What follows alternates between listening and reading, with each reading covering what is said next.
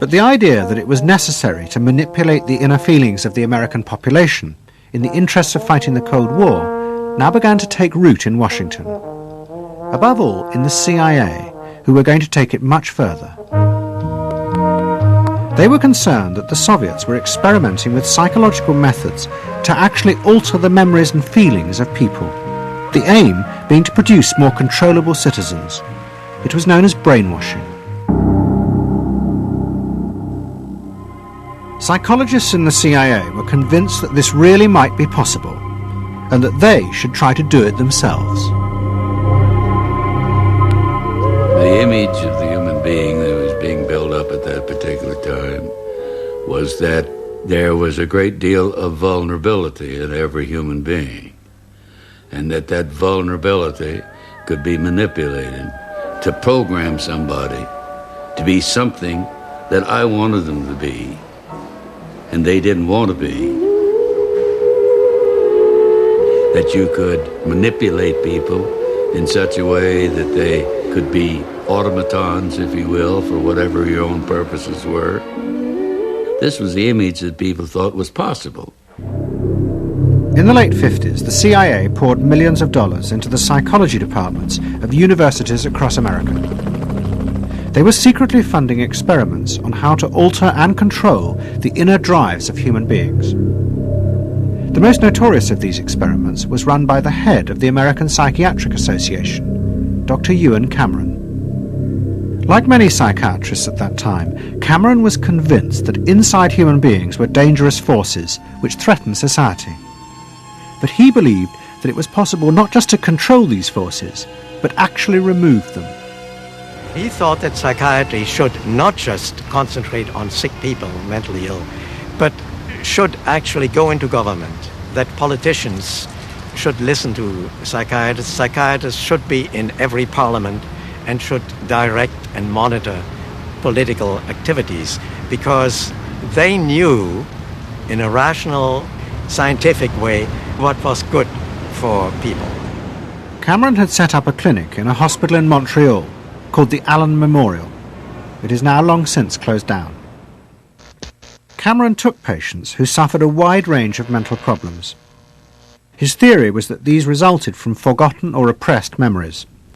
But he was impatient with the idea of using psychotherapy to uncover them. Instead, he would simply wipe them. Cameron used drugs, including LSD, and the technique of ECT, electroconvulsive therapy. It was conventionally used at that time to relieve depression. But Cameron was going to use it in a new way, to produce new people.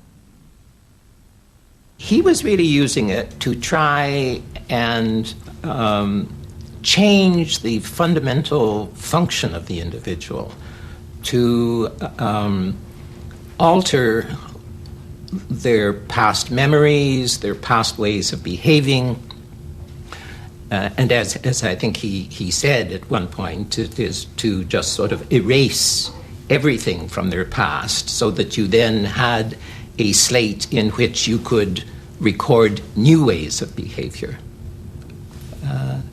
And so he used massive doses of shock, people receiving several shocks a day, and over a course of time, hundreds of ECT treatments, so that they were just reduced to a sort of a very primitive vegetable state.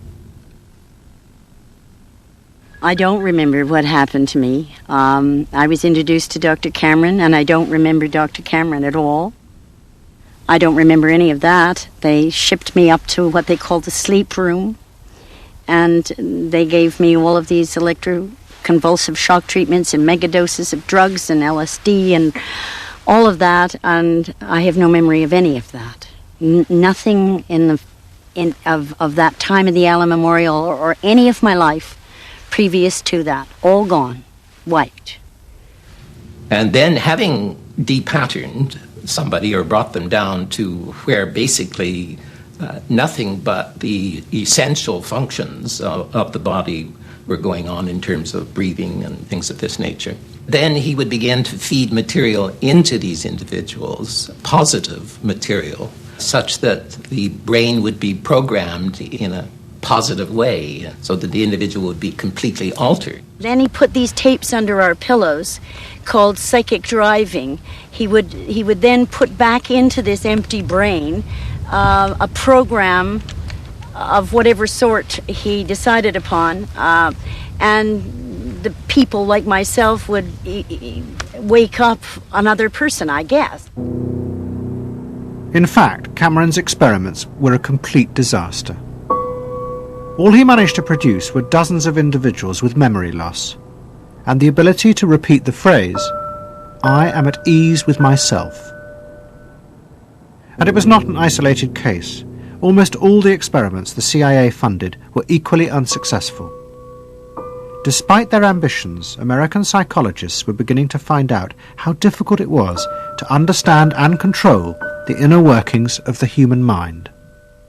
We had been really chasing a phantom, if you will, an illusion, that the human mind was more capable of manipulation from the outside by outside factors than it is. We found out that the human being is an extremely complex thing. There were no simple solutions.